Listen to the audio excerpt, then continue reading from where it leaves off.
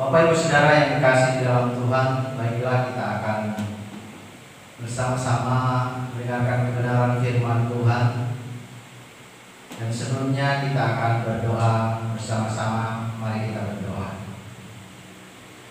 Bapa di dalam sorga, Allah pengasih dan penyayang, panjang sabar dan berlimpah kasih setianya, kami mengucap syukur kepada-Mu ya Tuhan atas kemurahan-Mu pada pagi hari ini.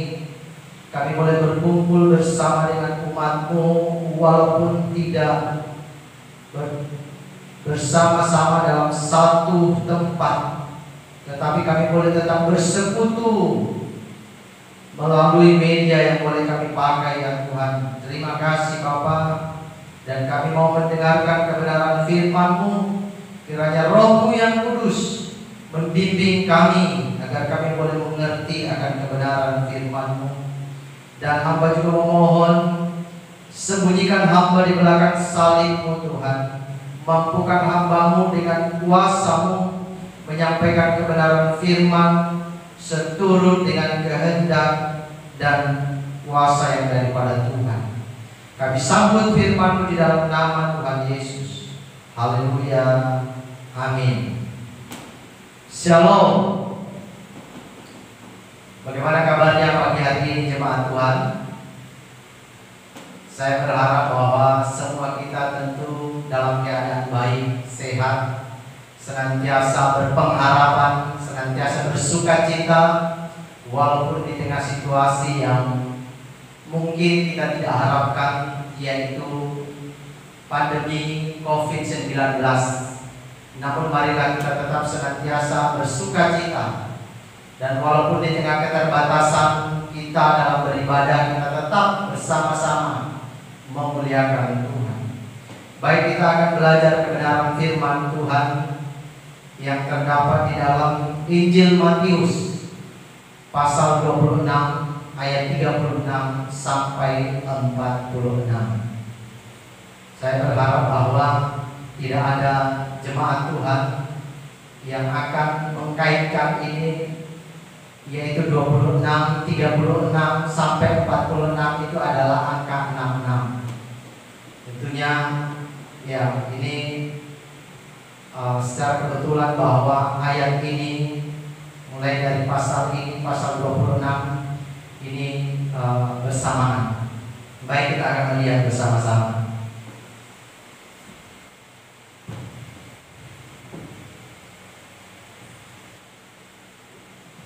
Saya akan membacakannya buat kita semua.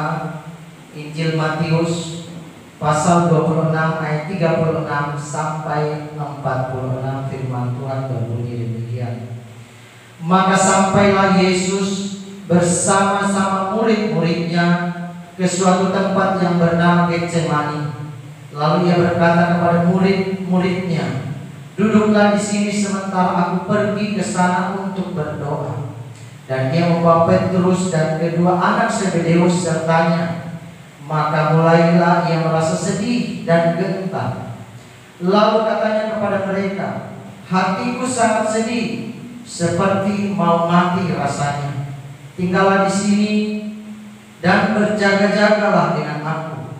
Maka ia maju sedikit, lalu sujud dan berdoa katanya, "Ya Bapakku, jikalau sekiranya mungkin, biarlah cawan ini lalu daripadaku, tetapi janganlah seperti yang ku kehendaki, melainkan seperti yang Engkau kehendaki."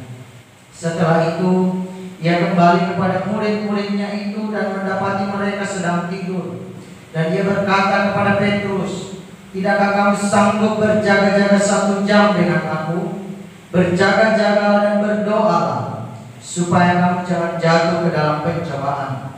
Roh memang penurut, tetapi daging lemah." Lalu ia pergi untuk kedua kalinya dan berdoa katanya, "Ya Bapakku, jikalau cawan ini tidak mungkin lalu, kecuali apabila aku meminumnya, jadilah kehendak-Mu."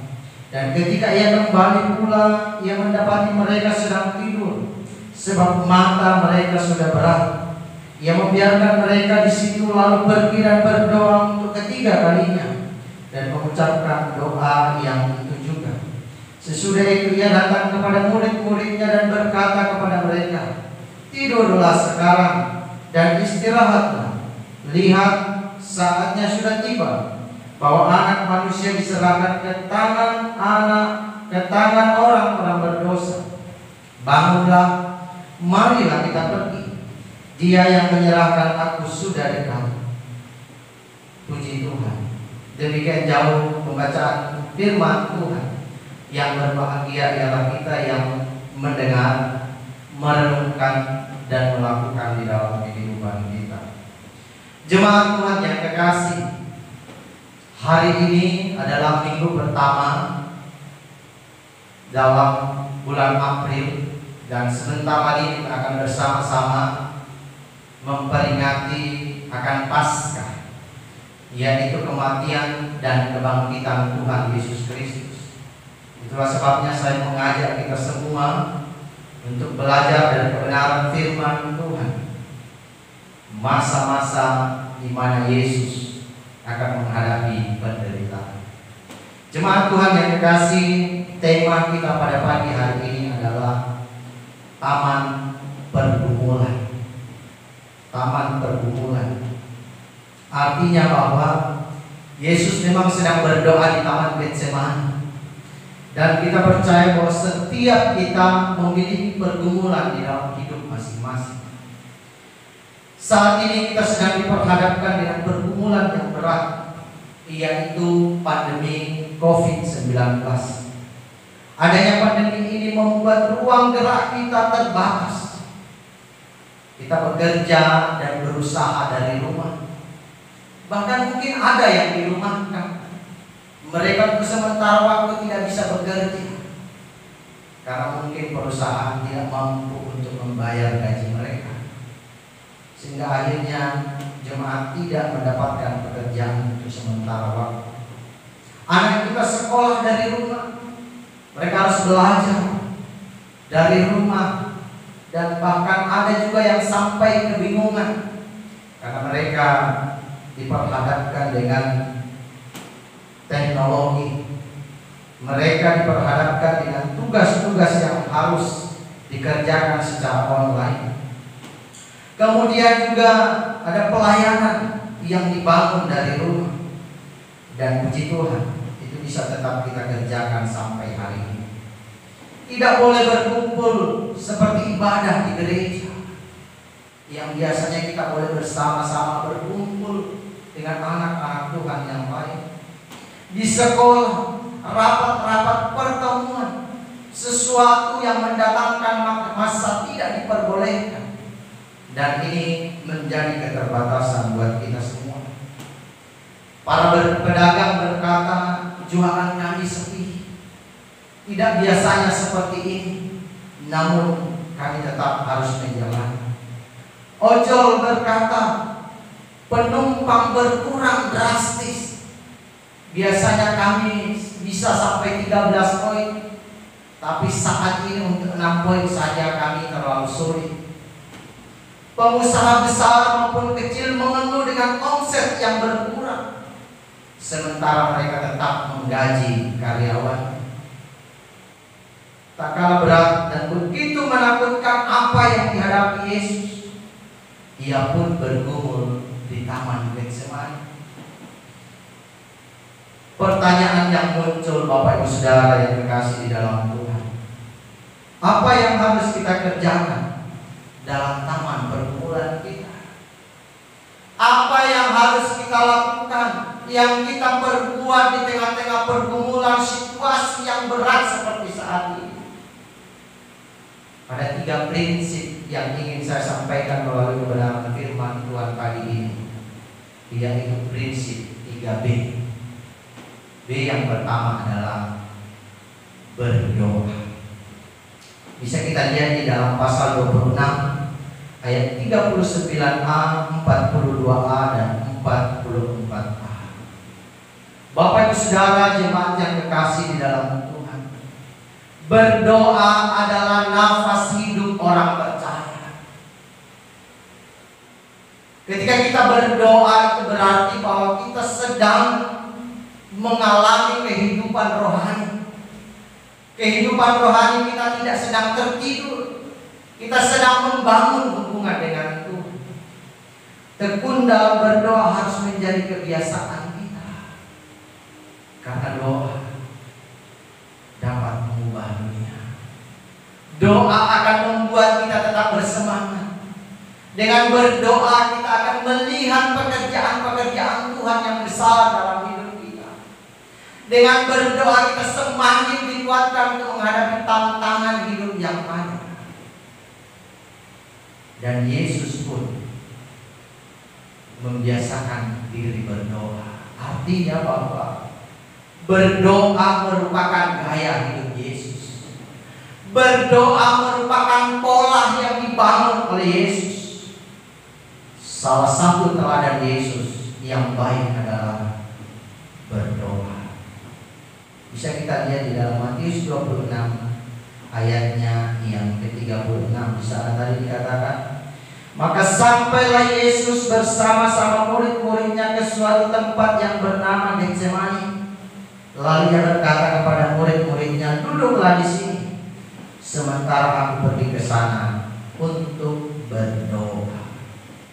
Bapak Ibu Saudara, beberapa ayat yang ingin saya perlihatkan kepada kita tentang pembuktian bagaimana kebiasaan Yesus berdoa, tentang bagaimana Yesus berupaya untuk mencari waktu, untuk mengambil kesempatan menyendiri, pergi di tempat yang sunyi, dan dia berdoa di sana. Yang pertama yaitu dia naik ke bukit untuk berdoa seorang diri. Itu terdapat di dalam Matius 14 ayatnya yang ke-23. Kemudian yang kedua, ia pagi-pagi benar, ia pergi berdoa. Dan Yesus selalu melakukan itu di dalam hidupnya. Di saat mungkin orang lain sedang tertidur, sedang beristirahat, belum bangun dari tidurnya, Yesus sudah bangun dan dia mencari hadirat Allah. Bisa kita lihat di dalam Markus pasal 1 ayat 35. Yang ketiga yaitu ia pergi ke bukit untuk berdoa. Bisa dilihat di dalam Markus pasal 6 ayatnya yang ke-46. Lalu kemudian dia berdoa di tempat yang sunyi. Dalam Lukas 5 ayatnya yang ke-16 dan terakhir, dia pernah berdoa sepanjang malam di bukit. Bisa kita lihat di dalam Lukas 6 ayat 20 ayatnya yang ke-12.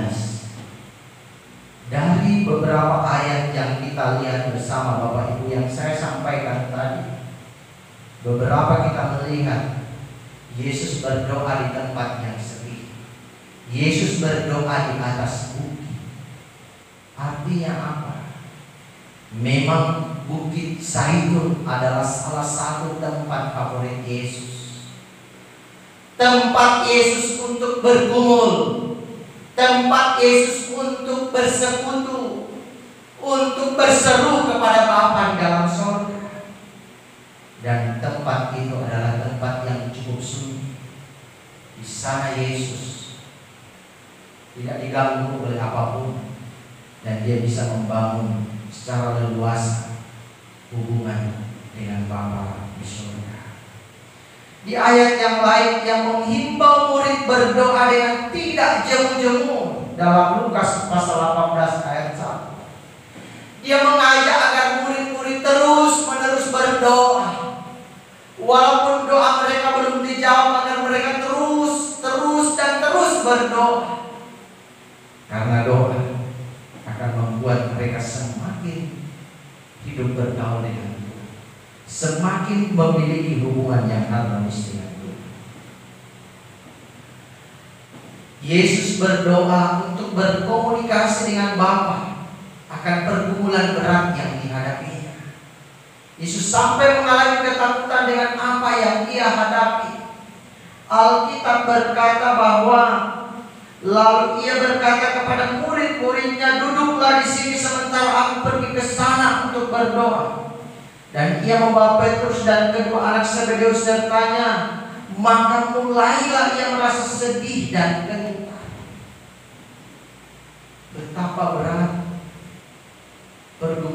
yang Yesus hadapi waktu itu bukan semata-mata itu dilakukan supaya dia tenar, supaya dia dikenal oleh banyak orang, tetapi dia mau lakukan itu untuk Bapak Ibu Saudara dan saya. Ia rela untuk mengalami penderitaan, mengalami siksaan, dan diawali dengan pergumulan yang berat di Taman Getsemani, karena dia ingin memikul, menanggung dosa kita di atas kayu salib. Itulah hal yang sangat indah yang boleh dilakukan oleh Yesus. Maka itulah sebabnya, karena itu sesuatu yang sangat berat dia hadapi, dia bergumul dan bergumul di taman pergumulannya, yaitu Taman Getsemani. Kita sangat perlu berdoa untuk menyampaikan permohonan kepada Tuhan dengan keyakinan bahwa Dia berkuasa dan sanggup mengubah keadaan, bahwa Tuhan yang Maha Kuasa itu sanggup membalikkan keadaan yang saat ini susah menjadi keadaan yang bahagia, atau keadaan yang serba sulit menjadi keadaan yang menyenangkan, jika memang Tuhan menghendaki hal itu. Karena Tuhan terlalu besar kuasanya dan tidak ada satupun hal yang tidak bisa dilakukan oleh Tuhan. Kita melihat ketika 10 tulah terjadi di Mesir, dalam sekejap Tuhan bisa membalikkan keadaan itu, karena memang Tuhan punya kuasa yang begitu besar. Bahwa apa yang kita hadapi akan berlalu. Percayalah jemaat Tuhan, badai yang kita hadapi, kesulitan yang kita hadapi saat ini akan berlalu. Ada amin. Karena itu mari kita bersama-sama untuk tetap berharap, bersandar kepada Tuhan, bahwa Dia adalah Allah yang Maha Kuasa, sanggup mengubah segala keadaan. Dia tidak akan membiarkan pandemi ini selamanya ada di bumi. Dia tidak akan selamanya membiarkan persoalan ini terjadi di tengah-tengah kita, karena Dia akan membuat sesuatu yang baru, yang baik, yang begitu indah setelah ini. Situasi sulit kita akan teratasi dengan campur tangan Tuhan. Percayalah jemaat Tuhan bahwa situasi sulit ini, sekali lagi seperti yang saya katakan minggu yang lalu, bahwa bukan berarti Tuhan tidak sayang kepada kita, bukan berarti bahwa Tuhan tidak mampu mengatasinya. Tetapi kalau Tuhan izinkan itu terjadi, tentu Tuhan punya rencana yang indah di dalamnya. Tapi ketika Tuhan mau campur tangan, tidak ada sesuatu yang begitu sulit untuk Tuhan kerjakan. B yang kedua, selain berdoa, yaitu berjaga-jaga. Dapat kita lihat di dalam ayat 37, 38, 40, dan 41.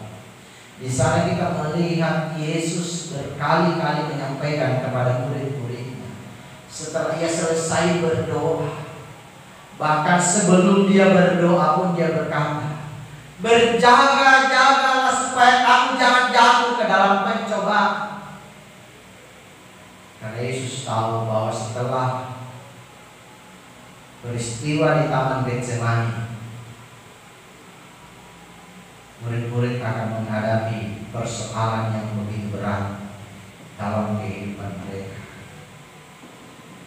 Merupakan suatu kontribusi, Bapak Ibu Saudara yang terkasih di dalam Tuhan kita Yesus Kristus.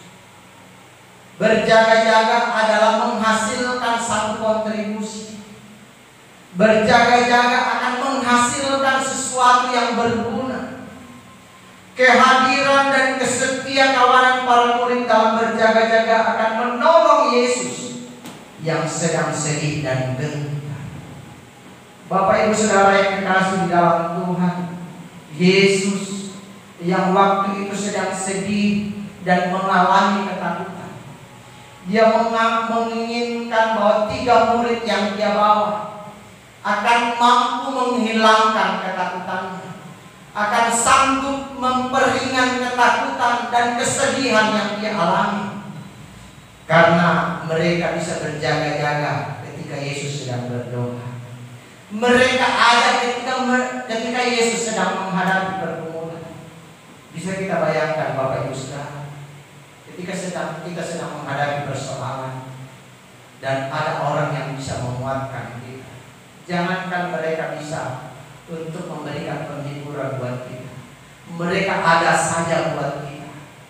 Itu menjadi obat yang manjur untuk bisa sedikit meringankan beban persoalan kita. Maka itulah sebabnya sebenarnya Yesus sangat berharap bahwa murid-murid bisa berkontribusi, bisa memberikan masukan, bisa memberikan kekuatan di saat Yesus sedang menghadapi persoalan yang berat. Kewaspadaan akan menciptakan keamanan pada diri sendiri maupun orang lain. Saat ini pemerintah menghimbau kita untuk tetap waspada, baik ketika di jalan, baik ketika di tempat pekerjaan, di mana saja termasuk di rumah. Kita tetap waspada, apalagi di tengah-tengah kerumunan orang. Kita dihimbau untuk tetap waspada, karena memang pandemi ini betul-betul sangat sulit untuk kita tahu cara penularannya. Artinya bahwa kita tidak tahu bahwa orang di sekeliling kita bisa saja mereka berdampak dengan wabah ini. Karena itu Bapak Ibu Saudara, seperti Yesus menyarankan untuk murid-murid berjaga-jaga, Yesus mau agar kita orang-orang percaya juga memiliki kewaspadaan. Karena ketika kita waspada, ketika kita berjaga-jaga, maka kita akan memberikan rasa aman pada diri kita sendiri dan juga rasa aman kepada keluarga kita, bahkan kepada orang-orang lain. Kalau kita tidak waspada dan akhirnya walaupun memang kita tidak inginkan, akhirnya ada orang yang akhirnya tertular, dan itu Bapak Ibu, itu ancaman buat kita. Dulu ketika wabah ini belum masuk di negara kita, kita begitu nyaman, kita begitu merasa damai, bahagia, karena belum ada orang Indonesia yang mengalami hal itu. Tetapi ketika itu mulai masuk di dalam negara kita, bahkan masuk di dalam kota kita ini, kita mulai ketakutan, kita mulai was-was. Jangan-jangan kita bertemu dengan mereka, jangan-jangan kita tertular, karena kita tidak tahu orang-orang yang ada di sekeliling kita.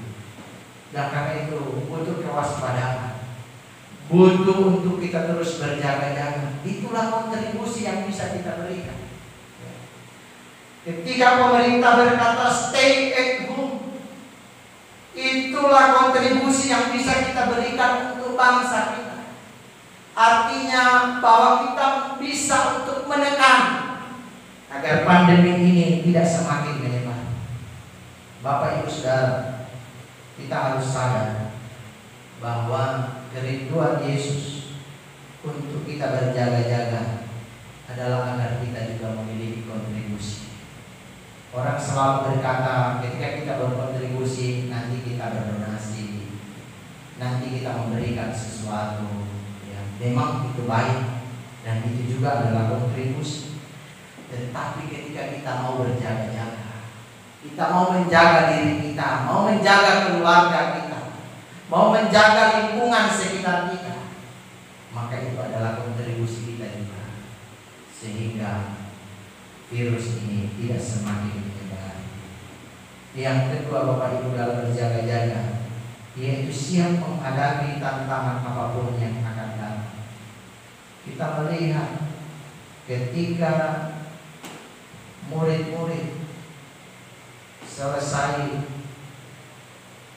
artinya bahwa ketika Yesus selesai berdoa dan Yesus mengajak murid-murid ini meninggalkan taman Getsemani, akhirnya mereka dipertemukan dengan Yudas dan para tentara Romawi yang menangkap mereka.